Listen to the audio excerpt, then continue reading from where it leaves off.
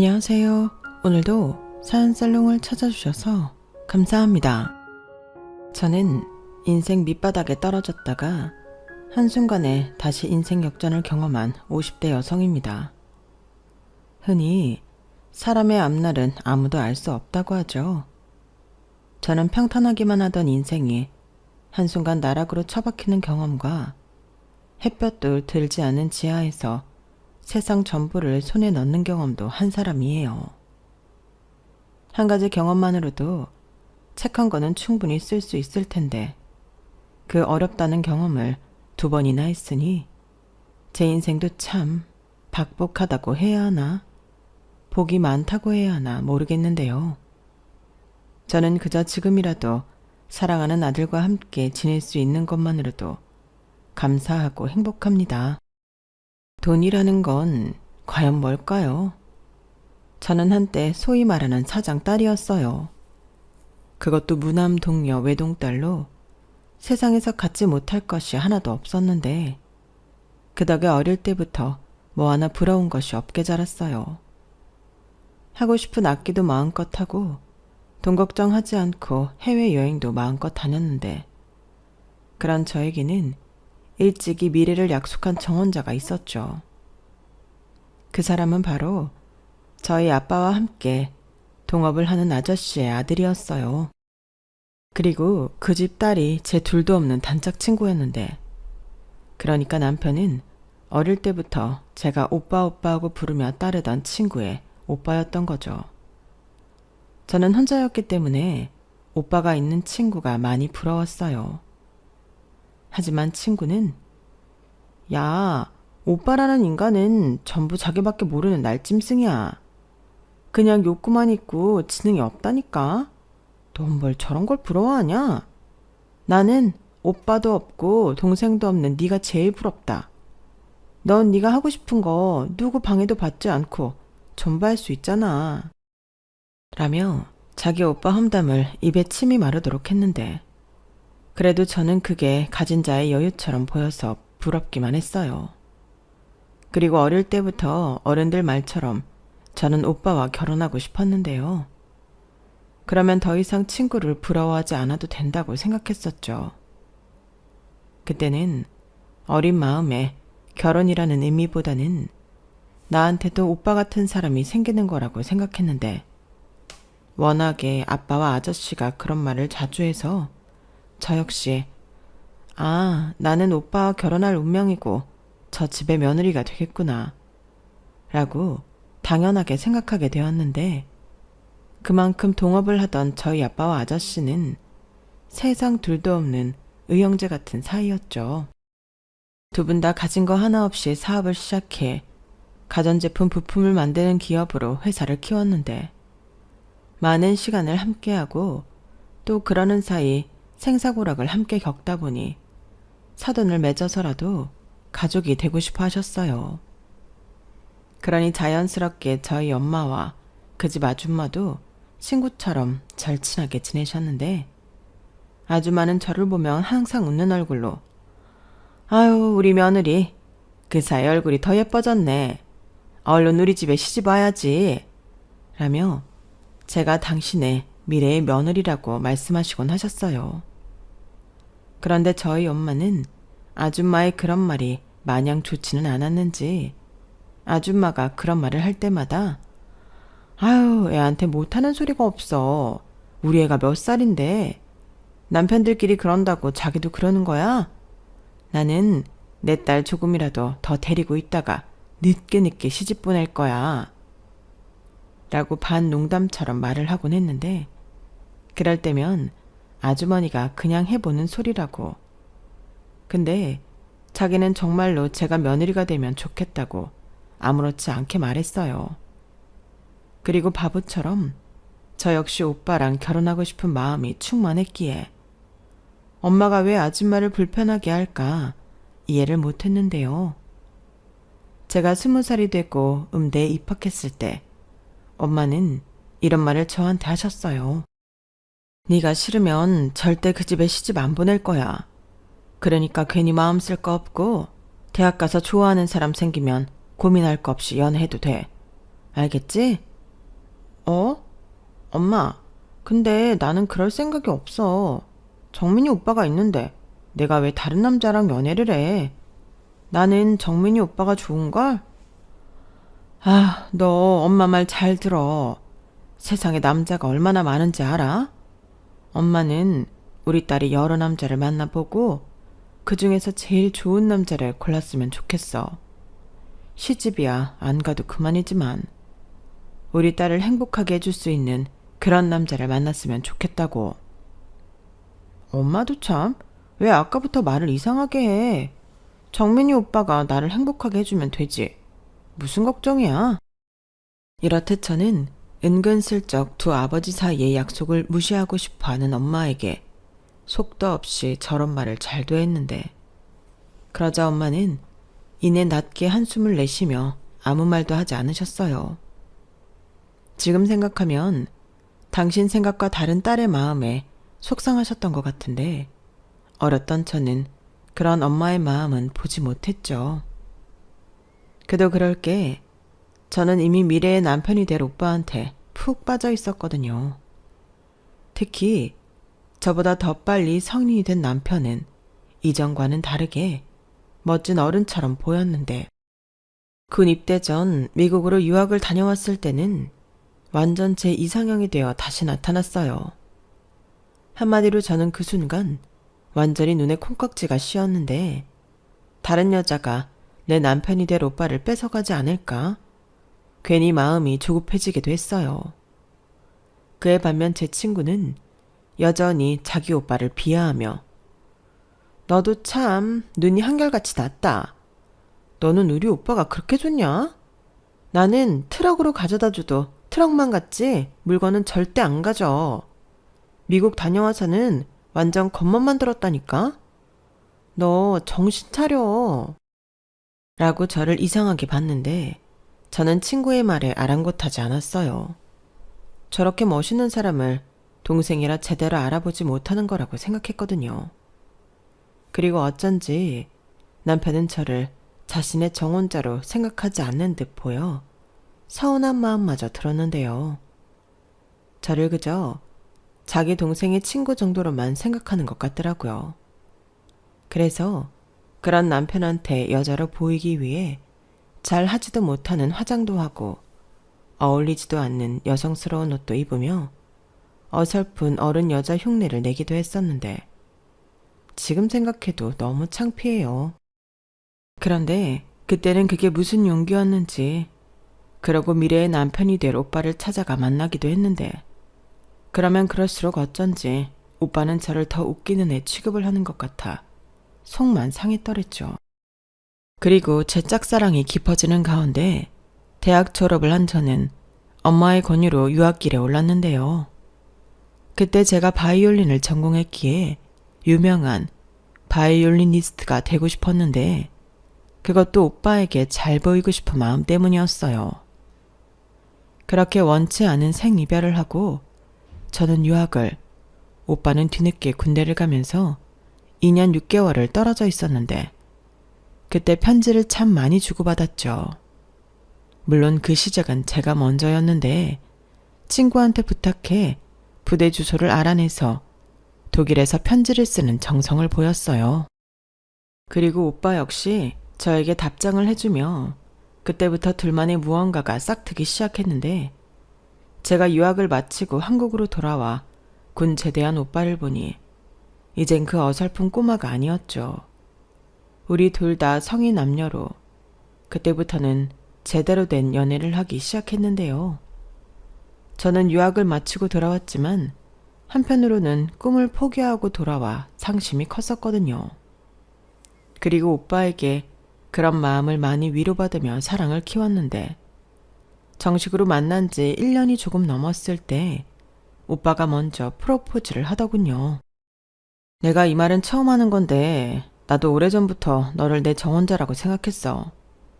우리 아빠랑 아저씨 때문이 아니라 그냥 그럴 것 같다는 생각을 했지. 연희 친구라 좀 조심스러울 때도 많았지만 지난 시간들이 아깝지 않도록 이제는 내가 세상 누구보다 너를 지키고 사랑할게. 그러니 나랑 결혼해주라. 이렇게 드라마나 영화에서나 보던 프로포즈를 받았는데 너무 행복해서 숨도 제대로 쉬어지지 않는 것 같았어요. 오빠가 제 손에 반지를 끼워줄 때는 정말로 현기증까지 일어났는데 원래 프로포즈가 이런 건가? 놀랍더라고요.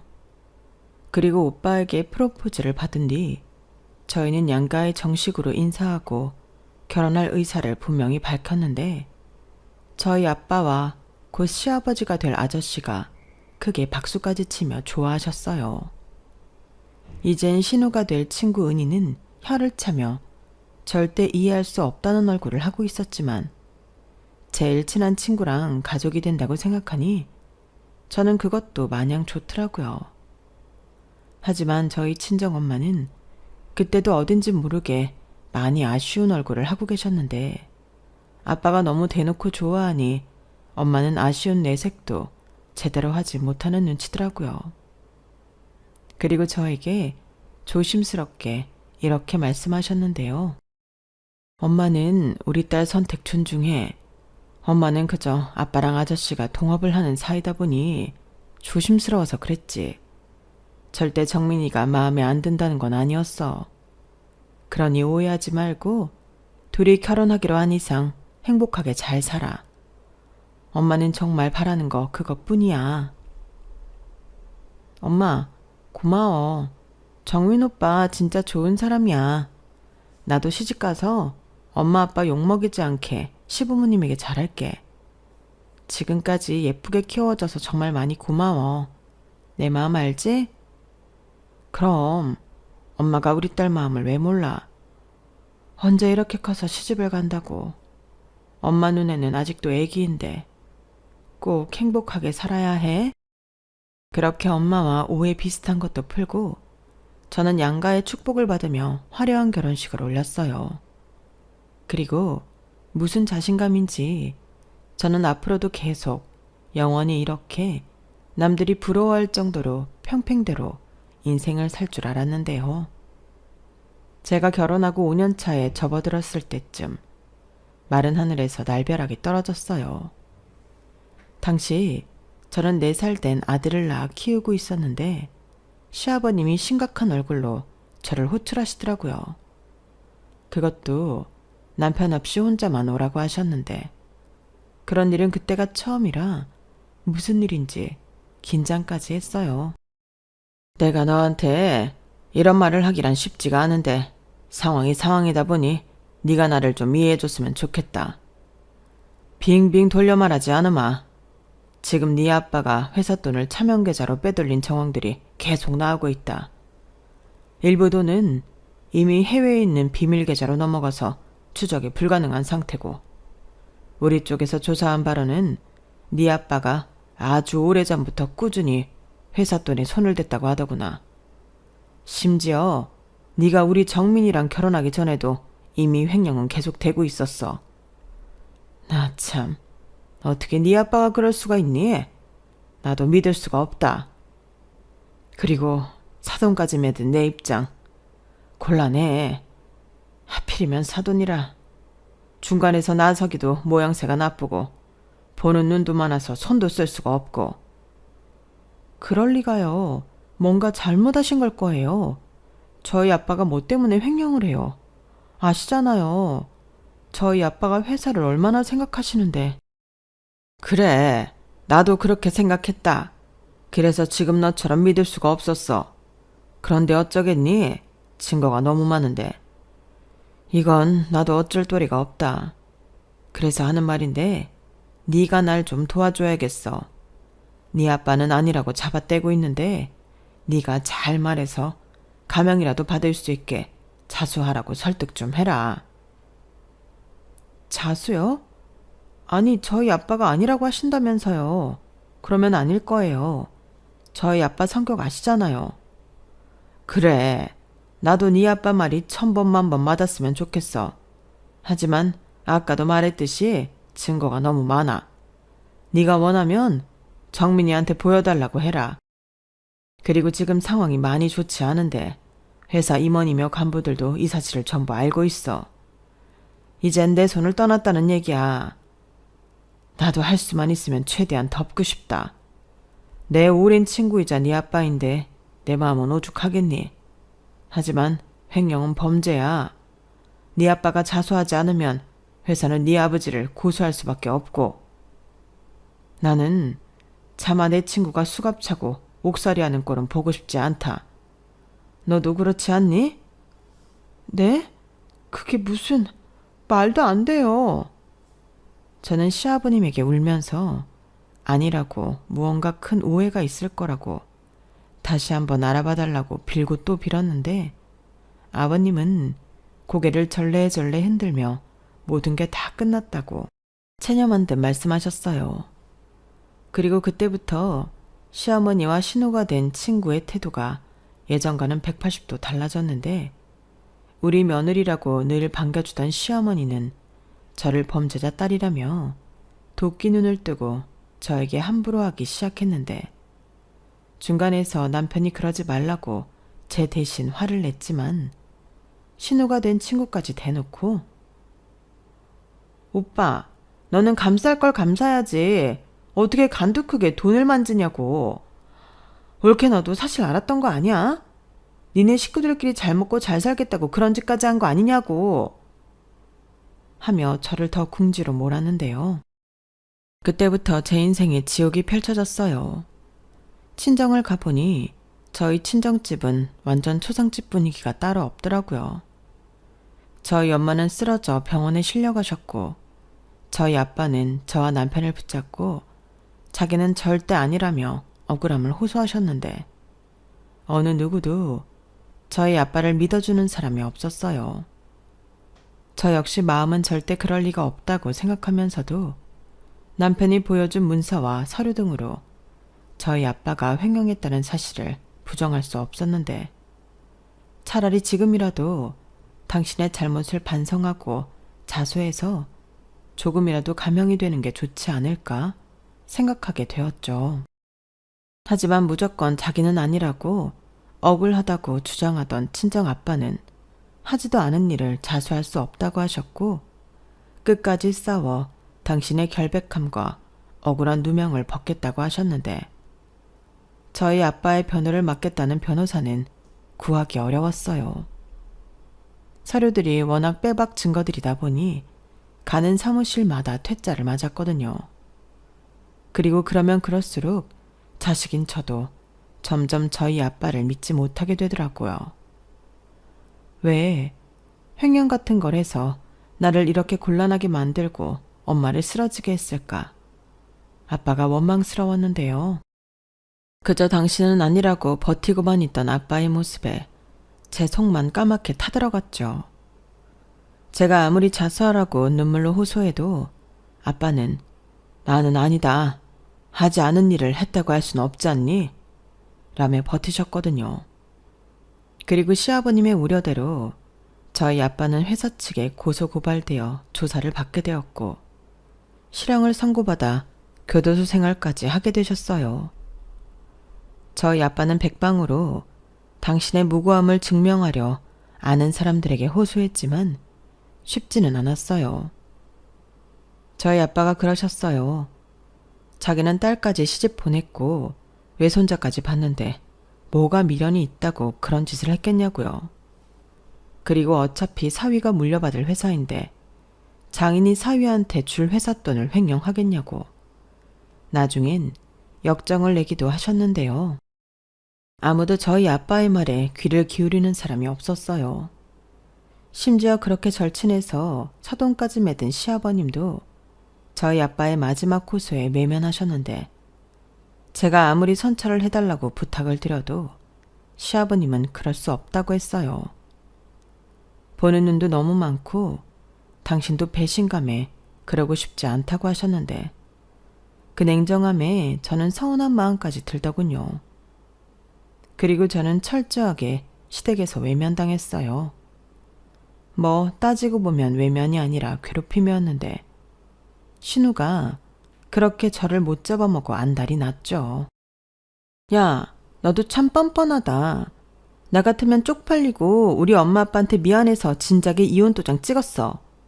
가만 보면 너도 진짜 독해. 너까지 왜 그래? 너 아니어도 나 진짜 너무 힘들단 말이야. 사실 뭐가 뭔지 난 아무것도 모르겠어. 모르긴 뭐가 몰라. 이미 다 밝혀졌잖아. 이미 회사에서는 오너일과 비리 어쩌고 말도 아니야. 이게 뭐냐? 니네 아빠 때문에 우리까지. 우리 시부모님도 걱정하셔. 괜히 나도 억울하게 같은 취급을 받고 있다고. 친구인 신우는 저희 아빠 사건 때문에 자기까지 곤란해졌다며 제 탓을 했어요. 신우 역시 욕심이 많아 자기 오빠한테만 회사를 넘겨줄 수 없다고 오래전부터 회사에 다니고 있었고, 그래도 대표 딸이라고 1년 사이 이사로 승진시켜줬는데 남편 말로는 욕심이 많아 그런지 일을 잘한다고 했거든요. 그리고 신우는 제가 결혼하고 다음 해에 조건을 보고 결혼을 했는데 남편과는 사이가 좋아 보이진 않았지만 대외적으로는 원하는 것이 비슷해서인지 문제가 없어 보였어요. 다만 신우네 시댁이 재력적으로 저희 시댁보다 우위에 있다 보니 은근 신우를 무시했는데, 그래서 신우가 저희 아빠 일로 더 예민하게 굴었죠. 하지만 그때도 남편만큼은 제 편에서 힘든 친정엄마를 돌보고 옥살이를 하고 계신 저희 아빠도 챙기는 등 노력을 많이 했는데요. 시어머니는 그런 당신의 아들이 늘 못마땅해 했죠. 그러다 결국엔 저더러 이렇게 된 거 집안 망신 더 시키지 말고 이혼하라며 합의 이혼 서류를 내밀었는데, 제가 왜 이혼을 해야 하냐며 저 역시 억울해서 못한다고 했어요. 아니, 너도 참 애가 뻔뻔하다. 우리가 니네 집안 때문에 여러모로 곤란을 겪고 있잖아. 너는 그거 뻔히 알면서 내 아들이랑 여보 당신 하고 싶니? 나는 범죄자 며느리 둘 생각 없다. 그리고 너는 애엄마가 애 생각은 안 해? 나중에 우리 지훈이가 커서 지 외할아버지가 범죄자의 전과자라는 거 알면 얼마나 힘들겠니?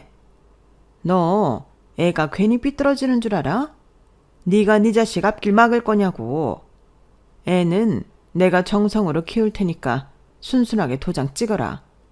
그럼 내가 예정을 생각해서 위자료는 좀 챙겨줄 테니까.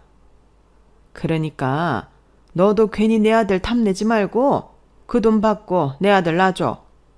회사 물려받고 승승장구해야 할 내 아들이 장인이 한 짓 때문에 발목 잡히게 하지 말라고. 어머니, 어떻게 저한테 그런 말을 하세요? 물론 저희 아빠가 회사에 피해를 끼친 건 맞지만 그래도 저랑은... 너랑은 상관없다고?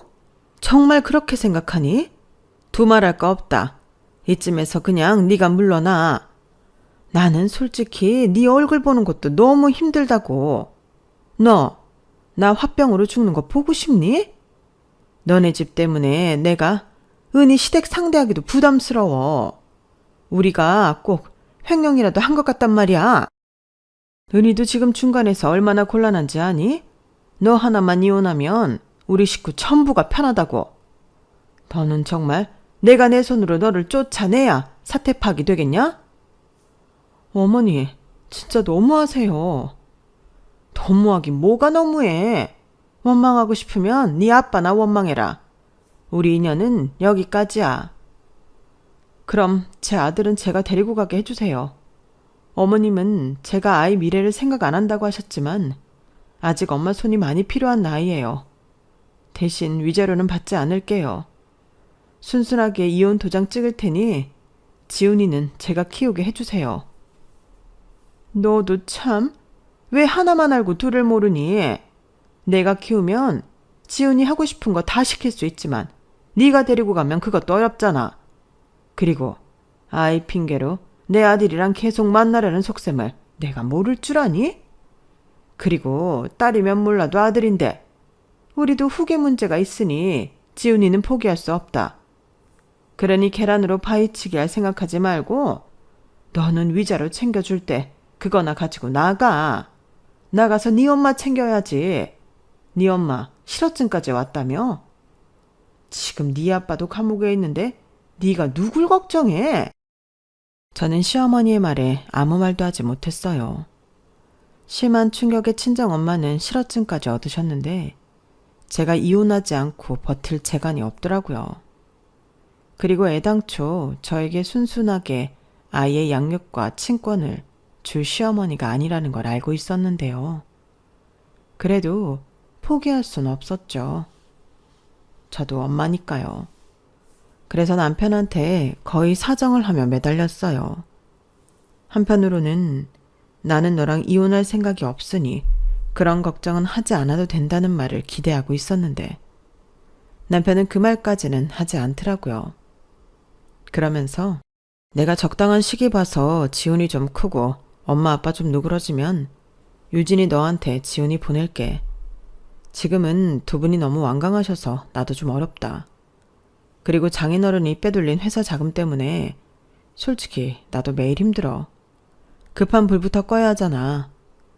유진이 너한테는 미안하지만 내가 유진이 너를 신경 써줄 수도 없고 장인 장모님까지 너무 버거워. 그러니까 너무 서운하게 생각하지 말고 지금은 각자 할 일을 한다고 생각하면 어떨까? 우리 엄마, 당신 손자한테는 끔찍한 사람이잖아. 걱정하지 말고 유진이 너는 너희 부모님 챙겨. 막말로 유진이 네가 지훈이 데리고 간다고 해도 지훈이한테 신경이나 쓸 수 있겠어?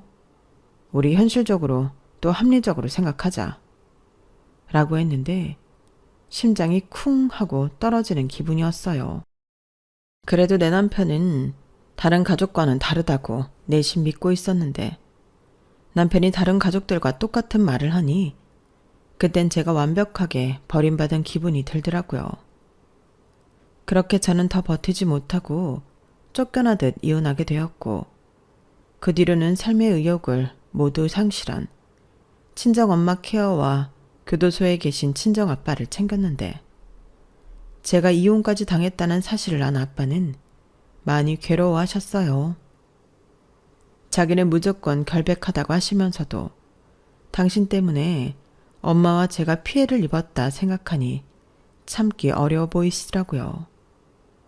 그리고 그날 이후 곡기도 끊어버리셨다는데 급기야 교도소에서 스스로 생을 마감하셨다는 소식이 왔어요.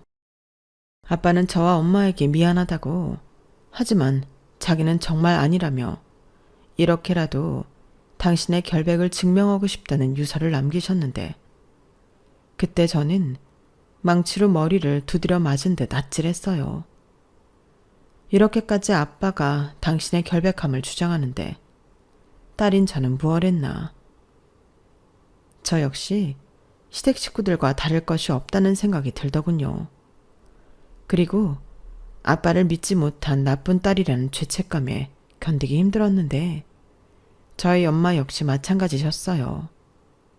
원래도 상태가 좋지 못해 입퇴원을 반복하고 계셨는데 아빠의 비보에 몇 번이나 쇼크로 정신을 놓으셨어요.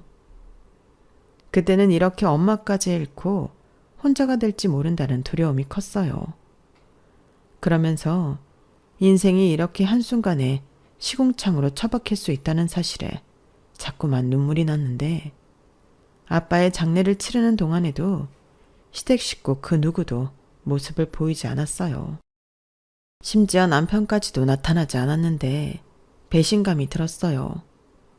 그래서 자식된 도리로 어떻게든 아빠의 억울함을 풀어주려 제 발로 뛰어다녔는데 이미 서류까지 완벽하게 되어 있는 지금 제가 할 수 있는 건 아무것도 없더군요. 게다가 이 모든 걸 저 혼자 싸워야 한다는 것도 부담이었는데 힘이 없다는 게 너무 서러웠어요. 신우, 아니 은희처럼 제가 회사에 들어가 일을 했다면 이런 일을 막을 수도 있지 않았을까 하는 생각까지 들었는데 모든 건 부질없는 생각이었죠.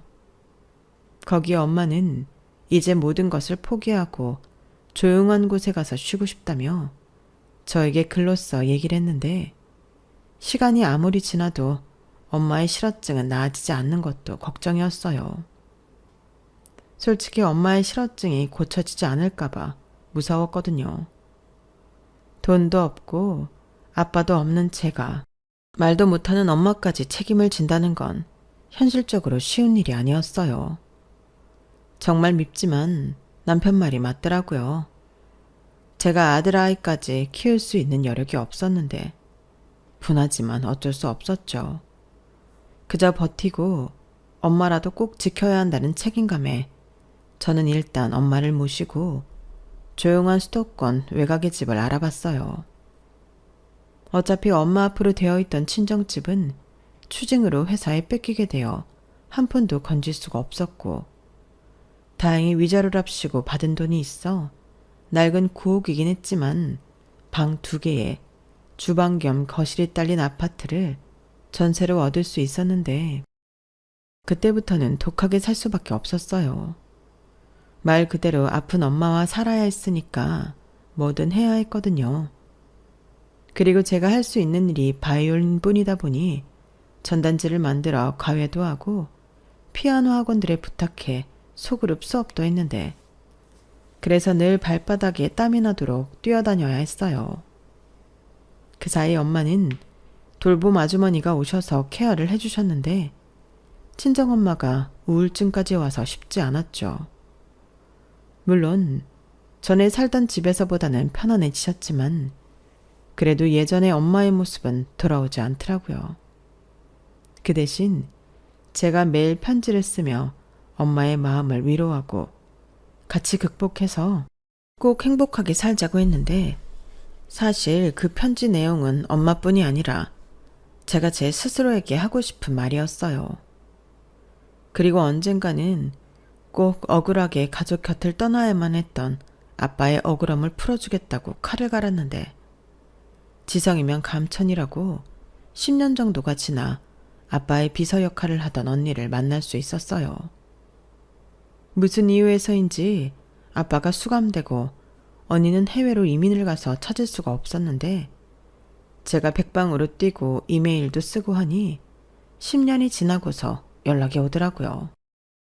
그리고 만나자마자 언니는 미안하다며 자기도 어쩔 수 없었다고 첫말을 하기 시작했는데, 들으면 들을수록 저는 온몸을 떨 수밖에 없었죠. 확실하진 않지만 내 심증으로는 최 대표님은 누명을 쓴 게 맞을 거예요. 따님 결혼하시고 김 대표님 따님 있잖아요. 김은희 이사요. 김은희 이사가 회계팀장이랑 부쩍 가깝게 지냈는데 알만한 사람들은 전부 알 정도로 둘이 거의 매시간 붙어 있더라고요. 그리고 김은희 이사가 출퇴근도 자기 마음대로 하고 출장이라고 할 게 없는데 해외 출장도 자주 가면서 좀 튀는 행동을 많이 했었는데요. 뭐 대표 딸이니 사람들이 수군거리긴 해도 직접적으로 문제 제기는 못했을 거예요. 그리고 회사가 좀 어수선하더라고요. 김 대표님도 좀 이상했고 아버님이신 최 대표님이랑 목소리까지 높이면서 싸우는 일도 많았는데 3개월 뒤에 이런 일이 터지더라고요. 그래서 저도 이게 무슨 일인가 해서 알아보고 다녔는데 그때 저를 협박하는 사람이 있었어요. 더 이상 아무것도 캐지 말고 최 대표 관련해서 아무 말도 하지 말라며 함부로 입 놀리면 저뿐만 아니라 제 가족까지도 사회적으로 매장시킨다고 겁을 줬는데, 그때 저도 어린 아이가 있고 남편이 있으니 무섭더라고요. 그리고 함구하는 대신 돈을 받았는데 그 돈으로 가족들이랑 해외로 간 거예요. 그 돈을 받지 말아야 한다는 건 알고 있었지만 그때는 너무 무서워서 미안해요. 아니에요. 지금이라도 이렇게 이야기해 주셔서 저야 감사하죠. 제가 많이 늦은 거 알아요. 미국에서 대표님 돌아가신 거 듣고 그제야 한국으로 다시 돌아갈 마음이 생겼거든요. 그전에는 한국에 갈 마음이 없으니까 한국 관련된 연락이나 이메일은 전부 무시했는데 그쪽 메일은 무시가 안 되더라고요. 최 대표님 그렇게 되신 줄은 정말 몰랐어요. 네, 이젠 시간이 많이 지났는데 그래도 우리 가족은 좀 힘들어서요. 아들도 못 보시고 많이 힘드시죠? 도움이 못 돼서 미안해요. 진짜 내내 후회하면서 살았어요. 비겁했다는 게 시간이 아무리 흘러도 지워지지 않는 주홍 글씨더라고요. 이해한다고 말하고 싶은데 솔직히 좀 서운하긴 해요. 그때 우리는 정말 아무도 없었거든요. 근데요, 저희 아빠가 누명을 썼다는 증거는 정말 하나도 없을까요? 있어도 그 사람들이 그걸 그냥 뒀겠어요? 분명 자금 흐름상 이중장부가 있었을 텐데 벌써 없애고도 남았죠. 무엇보다 회계팀장이랑 다 짜고 움직였을 텐데 힘들 거예요. 참 허무하더군요. 무언가 알아냈다고 생각했지만 앞으로 나아갈 수 없다는 게 속이 상했죠. 그래서 마지막 희망이라고 생각하고 남편에게 메일을 보냈는데요. 답장은 없었어요. 그래도 시아버님이 지병으로 죽고 난 뒤에는 꾸준하게 아들의 생일, 어린이날 같은 날 남편 편에 아이 선물도 보내고 편지도 보내며 조금의 왕래가 있었는데 제가 보낸 메일은 읽었음에도 남편은 연락하지 않더라고요. 그러자 엄마는 이제 모두 그만두자고 하셨는데 저는 어쩐지 이 일을 해결해야 엄마의 실업증도 고쳐질 것만 같았어요. 주변에서 저희 엄마가 말을 못하는 장애인으로 알고 함부로 하는데 많이 속상했거든요. 그래도 시간이 약이긴 한 건지 엄마는 예전 같지는 않지만 그래도 집안일도 하시고 책도 보시며 이젠 돌봄 아주머니가 없어도 일상생활을 하셨는데 그래도 아빠 사진을 보며 저 몰래 울곤 하셨어요. 그렇게 참 많은 시간이 흘렀죠. 정말 싫지만 아들 얼굴도 이젠 가물가물 하더라고요. 다행히 결혼 생활할 때 친하게 지낸 사람들이 있어 아들 사진을 가끔 받아볼 수는 있었는데 이젠 같이 있던 시간보다 떨어져 지낸 시간이 많다 보니 아이가 저를 못 알아볼지도 모른다는 생각을 하게 됐어요. 그나마 다행은 남편이 재혼은 하지 않아 아이한테 새엄마가 생기진 않았는데 저도 바보처럼 남편도 재혼하지 않았으니 언젠가는 우리 세 식구 함께하는 날이 있지 않을까? 그런 생각을 아무도 몰래 하기도 했었네요. 감정이라는 게 제 뜻대로 되지 않았거든요. 남편이 죽일 듯이 밉다가도 너무 그립고 치가 떨리도록 배신감이 들면서도 언젠가는 저랑 저희 엄마를 도와줄지 모른다는 생각을 했었는데 사람이 힘들게 살다 보니 그런 말도 안 되는 생각도 희망이랍시고 가끔은 했어요. 그러다 날벼락 같은 소식이 전해졌죠. 남편이 출장 중 교통사고로 세상을 떠났다는 소식이었어요. 그래도 내 아이의 아빠고 한때는 너무 사랑해서 결혼한 남자인데 이렇게 세상을 떠났다고 하니 마지막 가는 길 인사라도 하고 싶었는데 시댁에서는 소식만 전해줄 뿐 장례식장은 오지 말라고 신신당부를 하더군요. 그 말도 본인들이 아니고 회사 관련된 사람들이 와서 하고 갔어요. 아무래도 제가 남편 장례식장에 가서 아들 보고 눈이 돌아 깽판이라도 칠까 겁이 나는 모양이었는데 정말 그래라도 줄까 생각했다가도 남편 마지막 가는 길에 그러고 싶진 않았죠. 그리고 굳이 오지 말라는 곳을 가서 마음 상할 거 없다고 애써 합리화를 했는데 사실 바쁘기도 많이 바빴어요. 먹고 산다는 게 그런 거더라고요.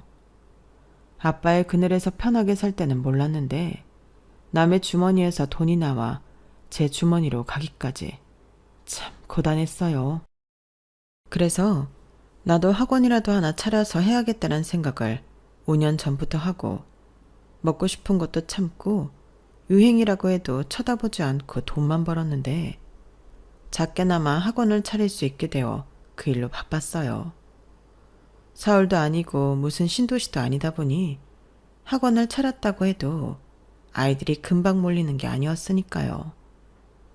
그래도 제가 뛰어다니는 게 아니고 아이들이 학원으로 찾아와 수업을 하니 그것만으로도 좋았어요. 근처에 엄마가 가까이 있다는 것도 안심이었고 무엇보다 다른 사람 눈치는 안 봐도 되니 그것도 편하더라고요. 그렇게 학원 운영하느라 바쁘게 지내고 있었는데 학원 문이 열리더니 낯설기도 친숙하기도 한 젊은 남자가 들어왔어요. 처음엔 누구지? 하고 가볍게 목례하며 인사를 했는데 가까이서 보니 제 아들이더라고요. 헤어질 때 4살이었으니 그 얼굴이 계속 있는 건 아니었고 사람들이 보내준 그 사진이 있어 얼굴을 알아볼 수 있었는데 핏줄이라 그런지 정말 어느 순간 팍 하고 내 아들이라는 걸 알아보겠더라고요. 너는 지훈이니? 네, 엄마. 이제 훌쩍 커버린 아들이 저를 엄마라고 불러주는데 눈물이 억수같이 쏟아졌어요. 두고 와서 미안하고 찾아와줘서 고맙고 뭐라고 딱 표현할 수 없는 그런 감정이었는데 자기는 늘 엄마가 보고 싶어 찾아다녔다고 하더라고요. 그러면 그걸 걸려서 할머니한테 혼이 나고 방에 갇혀 반성문도 쓰고 했다는데 급기야 계속 그렇게 엄마 찾아다니면 엄마를 한국에서 살 수 없게 한다고 어린 손자한테 못할 말을 했다더군요. 어린 아들이 그 말을 듣고 정말로 할머니가 그럴까봐 엄마가 보고 싶어도 찾지도 못했다는데 정말 끝까지 너무한 사람이었어요. 그리고 최근에는 니네 엄마 결혼해서 아들 딸 낳고 다른 남자랑 행복하게 살고 있다며 거짓말까지 했다는데 아들은 그 말이 너무 충격적이라 확인하려 저를 다시 찾아다녔다고 했어요. 그리고 아빠가 사고로 세상을 떠나고 최근에서야 변호사를 통해 자기 할머니가 나쁜 사람이라는 걸 알게 되었다고 했는데요. 남편이 저 대신 전해준 제 선물과 편지도 시어머님이 중간에서 가로채셨는지 아들은 받지 못했다고 했어요. 그러면서 다 큰 아들도 제 품에서 서럽게 우는데 그 우는 얼굴에서 4살 때의 얼굴이 보이더군요.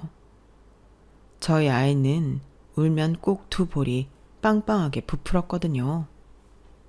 그리고 이왕이면 엄마가 잘된 모습으로 다시 만났으면 얼마나 좋았을까 아쉬운 마음도 있었는데 그래도 이렇게 진짜 내 아들을 가까이서 만나고 손잡아 볼 수 있음에 너무 감사했어요. 그리고 아들은 어느덧 성인이 되어 군대도 다녀왔다고 했는데 엄마 없이도 너무 멋지게 커져서 너무 고맙더라고요. 그렇게 저희 엄마가 있는 집으로 장소를 바꿔 시간 가는 줄 모르고 이야기꽃을 피웠어요. 저희 엄마도 오랜만에 보게 된 외손자의 모습에 마치 귀신이라도 본 듯 화들짝 놀랐는데 아이 손을 놓을 생각이 없더라고요. 그리고 아들이 눈치를 조금 보는 듯 싶더니 이내 조심스럽게 서류 한 장을 가방에서 꺼내 저한테 내밀었는데 아빠가 그렇게 되고 변호사가 몰래 찾아와 이걸 줬답니다. 그리고 그 안에 든 편지를 읽고 더는 살던 곳에서 살 수 없다고 생각해 저를 찾아왔다고 했는데요. 그 편지를 읽는 순간 저는 끓어오르는 분노에 온몸을 떨었어요. 알고 보니 제가 남편한테 이메일을 보내기 전부터 남편은 모든 사실을 알고 있었더라고요. 하지만 자신도 그 일가 중 한 사람이고 자기 가족을 고발하는 게 쉽지 않았다며 마지막엔 양심 고백이라도 하고 싶었던 것 같았는데요. 처음 회사 돈에 손을 댄 사람은 시아버님이셨어요. 그리고 그걸 알게 된 신우 역시 회계팀장과 짜고 공금에 손을 대기 시작했는데 그걸 저희 아빠가 알게 되었나 보더라고요. 그래서 일이 더 커지기 전에 횡령한 돈을 모두 회사에 복구시키라고. 그러면 당신도 죽을 때까지 이걸 비밀로 하겠다고 했다는데 이미 돈맛을 알아버린 그 사람들은 저희 아빠 말을 들을 생각이 없었죠. 오히려 시아버님은 자신과 자신의 딸의 약점을 알게 된 저희 아빠가 눈에 가시라고 생각했고 언젠가는 저희 아빠가 그 약점들로 당신과 당신 딸을 회사에서 내몰아 혼자 회사를 차지할 거라고 생각했다는데 신우의 아이디어로 그런 우려의 상황이 일어나기 전에 자기네들이 한 횡령을 저희 아빠가 한 걸로 둔갑시킨 거예요. 그리고 그 모든 사실을 시어머니도 알고 계셨는데 그렇게 얼굴색 하나 변하지 않고 저더러 범죄자 딸이라고 했다니 그땐 사람이 아니라 악마처럼 느껴졌어요. 아니, 무슨 막장 드라마도 아니고 이런 일이 실제로 일어나냐고요. 그러면서 한편으로는 끝까지 자기 친구가 이런 일을 꾸몄다고 말을 하지 않은 아빠가 바보처럼 느껴졌는데 물론 제가 아빠의 억울한 하소연을 제대로 듣지 못한 탓도 컸죠. 저는 남편이 남긴 편지를 보며 왜 이렇게 오랜 시간 우리만 당하고 억울하게 살아야 하나. 고맙기는커녕 화가 났어요. 이제 와서 양심 고백이라고 이딴 편지를 남긴들 뭐 하나 달라질 게 없었으니까요. 그리고 이런 사실을 엄마가 알면 또 쓰러지실까봐 겁이 났는데요. 저희 엄마는 제가 읽고 있는 편지 내용이 너무 궁금하다고 하셨지만 저는 그냥 남편이 저에게 쓴 편지라고만 말했어요. 미안했다고, 늘 저에 대한 마음으로 행복하지 않게 살았다는 이야기라고 둘러서 말했는데 실제로 남편은 이 모든 사실을 알고 많은 시간 괴로웠다고 편지에 써 있더라고요. 그리고 어차피 핑계일 테지만 모든 일을 바로잡기엔 너무 많은 사람과 사건들이 엮여 있었고 저희 아빠는 세상을 떠나셨으니 돌이킬 엄두가 나지 않았다고 했는데요. 편지 내용으로 유추해 봤을 때 시어머니는 계속 남편이 저한테 모든 사실을 털어놓을까? 감시를 늦추지 않은 것 같았어요. 아들 말에 따르면 그렇게 재혼을 하라고 이 여자 저 여자를 들이댔다고 했는데 그만큼 불안하셨나 보더라고요. 하지만 남편은 저에 대한 미안함 때문인지 재혼을 하지 않았고 변호사를 통해 적당한 때에 기회를 봐서 회사와 자기 재산을 제 앞으로 넘기려 모든 준비를 해놓았다고 쓰여져 있었는데 실제로 남편이 허망하게 죽고 변호사가 아들아이만 따로 만난 이유도 이것 때문이었어요. 그 후 저는 거의 제정신이 아닌 상태로 남편의 모든 것을 알고 있는 변호사를 찾아가 만났는데 변호사는 굉장히 유감스럽다는 얼굴로 신우가 아직도 회사 돈을 꾸준히 횡령하고 있다는 사실을 알려주더군요. 그리고 남편은 혹시라도 자기가 무슨 일이 생기면 자기의 재산을 아들과 제 앞으로 하도록 변호사에게 모든 걸 일임해 두었다고 했는데요. 변호사님이 그러셨어요. 사장님이 정말 많이 힘들어하셨어요. 자기가 죄인이라고 자기가 벌을 받아야 한다며 저한테 철저하게 다른 가족들 모르게 이 일을 처리해 달라고 부탁하고 또 부탁하셨어요. 이런 말 어떻게 들리실지 모르겠지만 사장님은 정말 좋은 분이셨습니다. 사모님을 늘 걱정하셨어요. 저런 말을 듣는데 기분이 이상했어요. 그렇다고 남편에 대한 서운한 마음과 미움, 원망들이 사라지진 않았는데 남편을 용서할 수는 있을 것 같더라고요.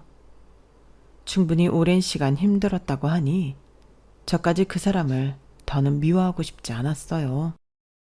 그리고 이제야 그 사람 같지도 않은 것들에게 제대로 복수할 수 있다는 생각에 심장이 뛰었는데 저는 조속히 모든 절차를 끝내달라고 그 변호사에게 부탁했어요. 그렇게 약 2달이 지났을까?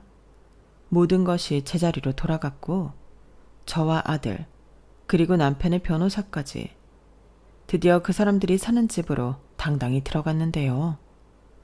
참 오랜만에 보는 시어머니라는 여자는 이젠 다 늙어빠진 노인네더군요. 그럼에도 욕심이 얼굴에 덕지덕지 붙어 있었는데 저를 보고 깜짝 놀랐어요.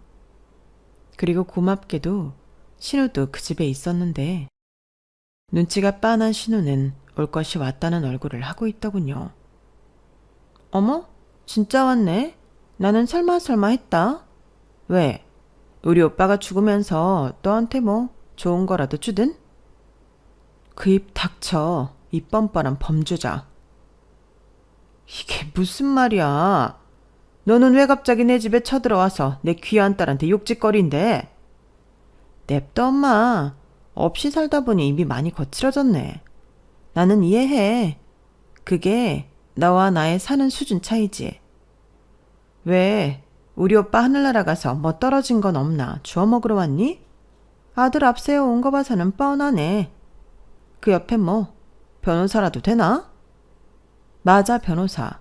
네 오빠가 친히 보내준 사람이지.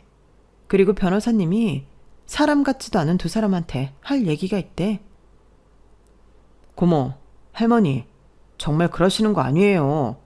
어떻게 저희 엄마랑 외할아버지한테 그러실 수가 있어요? 정말 사람 맞아요? 저게 또 치엄마 만났다고 세뇌라도 당했나 본데. 내가 이래서 너 엄마 만나지 말라고 한 거야. 할미가 너를 얼마나 정성껏 키웠는데 키워준 은혜도 모르고 설쳐. 가만히 있으면 지 아빠 회사도 다 물려받고 세상 부러울 거 없이 살게 해줄 건데. 엄마는 또 그 소리. 회사는 우리 딸한테 줘야 한다고. 왜 자꾸 손자만 챙기는 건데. 그러니까 우리 딸이 외갓집에 안 온다고 하지. 진짜 서러워서 못 살겠네. 네가 왜 서러워? 네 엄마 말이 맞아. 그렇게 오랜 시간 회사 돈으로 호의호식해놓고 더 부릴 욕심이 있니? 이제 보니 내 남편보다 네가 네 아버지 판박이다. 이 범죄자야. 저는 두 눈을 부라리며 말했어요. 그리고 변호사님이 나서서 두 사람에게 저희 남편의 뜻에 따라 모든 것이 저와 제 아들에게 넘어갔음을 고지했는데요. 역시나 자기네들은 인정할 수 없다며 신우와 시어머니가 방방 뛰더군요. 그리고 변호사님이 보여준 횡령 자료를 본 신우는 콧방귀를 끼며 이건 모두 공소시효가 지났다며 뻔뻔하게 나왔다는데, 변호사님이 그러셨어요. 유감스럽게도 현재까지 지속적인 횡령을 하고 계시잖아요. 그 증거도 사장님이 다 모아놓으셨습니다. 이렇게 된 이상 공소시효는 유효하거든요. 최근 것만 해도 액수가 상당히 크시던데 남편분 몰래 외도도 하시고 그 내연남한테도 돈도 수십 차례 전달하셨더라고요. 그리고 지금 계신 집도 등본 떼보시면 아시겠지만 여기 계신 사모님과 아드님에게 명의가 넘어갔습니다. 회사도 마찬가지고요. 큰 사모님이 말씀하신 대로 회사는 손자분이 이어서 하실 수 있어요. 그러니 최대한 협조 부탁드립니다. 뭐야? 이것들이 지금 어디서 사기를 쳐? 엄마, 이것들 지금 작정을 하고 왔네. 내가 무슨 바람을 펴. 아, 증거 있는데 여기서 틀어드려요. 좀 선정적이라. 저는 당사자한테만 오픈할 생각이었는데. 아, 혹시 몰라서 복사본도 여러 개 만들어놨습니다. 사모님이 그쪽 남편한테도 보여드려야 한다고 하셔서요. 뭐? 너 미쳤어? 너 그거 우리 남편한테 보내기만 해? 왜? 아주 에로 영화를 과감하게 밖에서 찍었던데. 혼자 보기 아깝잖아. 어머니도 보실래요? 어머니도 어머니 딸이 얼마나 추잡한 짓을 하고 다니는지 보셔야죠. 부모인데. 네가 정말? 우리 아빠가 억울하게 죽었어요. 그리고 엄마랑 나는 그것도 모르고 저 나락에서 수십 년을 살았고요. 이제 그쪽 차례예요. 얼마나 고달프고 쓰린지 경험해 보세요. 그리고 꼭 지옥 가시길 빌겠습니다. 이번 주 내로 이 집 비워요. 안 그럼 사람들 불러서 싹 다 밀어버릴 테니까. 저는 그 사람들에게 하고 싶은 말을 전부 했어요. 그러자 속이 참 시원했는데 그들은 뭐가 그렇게 분한지 저와 제 아들을 노려보고 온몸을 부들부들 떨더군요. 마치 이 집에서 쫓겨났을 때 제 모습을 보는 것 같았어요. 그리고 집요하고 또 긴 소송이 이어졌는데요. 아주 작은 것도 그 사람한테 전부 뺏어오고 싶었어요. 그 사람들이 가진 게 탐이 나는 게 아니라 제가 겪었던 지옥을 똑같이 느끼게 해주고 싶었거든요. 그렇게 알거지가 된 시어머니와 신우는 정말 보란듯이 처절하게 망가져갔는데 시어머니가 나중엔 정신줄을 놓으셨어요. 그리고 신우는 그 대단한 자기 시댁으로부터 저처럼 아이도 뺏기고 이혼당했고 가지고 있는 돈이라도 지키려 해외 도주를 하려다 붙잡혔는데 감옥 가기 싫다고 지랄 발광을 하더라고요.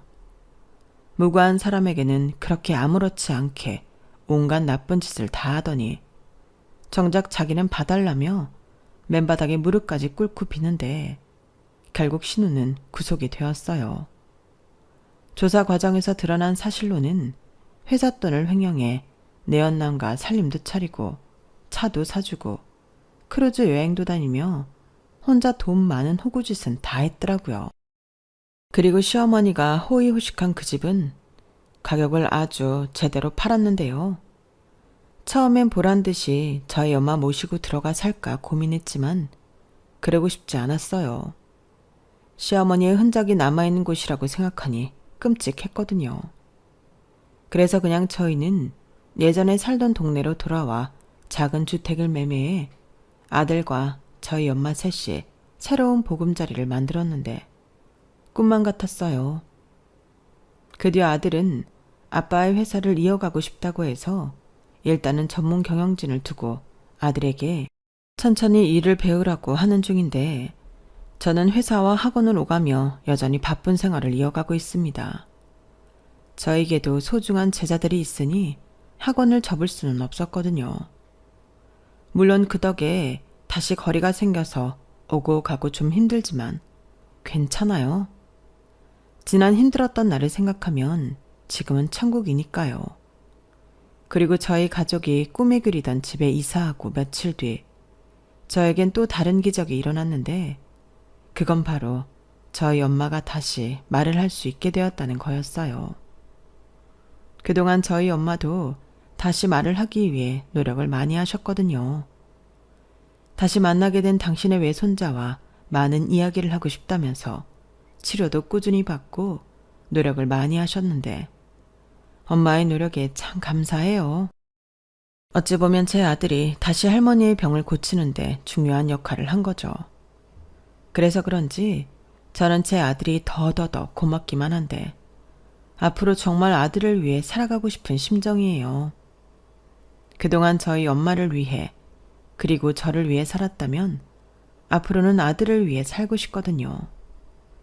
그리고 가까운 미래에 아들이 좋은 짝을 만나 결혼을 한다면 저는 누구처럼 욕심 부리지 않고 조금 떨어진 곳에서 그저 아들의 행복을 응원할 생각인데 제가 인생 바닥을 한번 치고 올라오면서 느낀 게 참 많아요. 인생이라는 건 결국엔 공평하더라고요. 저는 어릴 때부터 돈 걱정 없이 하고 싶은 건 다 하고 살았지만 그걸 감사하다고 생각한 적은 없었거든요. 하지만 어렵고 힘들수록 고마운 것이 많았고 그 감사함으로 얻게 된 기대와 대가는 쉽게 사라지지 않는 거였는데 저는 꼭 아들에게도 그런 인생의 교훈을 알려주고 싶어요. 물론 제가 느꼈던 것만큼 다 느낄 순 없겠지만 많이 가져 우월한 게 아니고 많이 가질수록 나눠야 한다는 멋진 철학을 가진 사업가가 되었으면 하는 바람이에요. 그리고 무엇보다 지금은 남들 하는 평범한 일상을 아들과 지내고 싶은 마음인데 그동안 떨어져 지낸 세월만큼 더 많이 행복했으면 좋겠습니다. 제 사연은 여기까지예요. 인생이 너무 오르락내리락 하다 보니 글이 많이 길어졌는데 지금까지 제 사연 들어주신 분들 진심으로 감사합니다. 언제나 건강 잘 챙기시고요.